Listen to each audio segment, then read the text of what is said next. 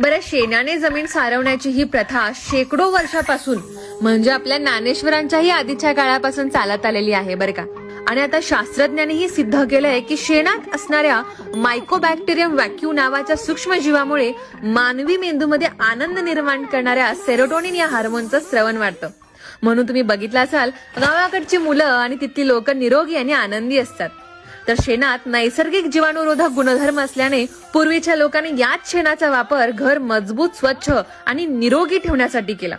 आणि हो, शेण हे नैसर्गिक थर्मल इन्सुलेटर म्हणून काम करतं, कारण उन्हाळ्यात थंडावा आणि हिवाळ्यात ऊब देण्याची नैसर्गिक क्षमता त्यात असते. आणि आपल्या संस्कृतीतही शेणाला पवित्र मानलं जातं बरं का. म्हणूनच सणासुदीला किंवा पूजा कार्यापूर्वी घर लिपण्याची प्रथा आहे. आता प्रश्न हा पडतो की शेकडो वर्षापासून चालत आलेली ही प्रथा येणाऱ्या 30-40 वर्षात टिकेल की लुप्त होईल? हे कमेंटमध्ये नक्की सांगा.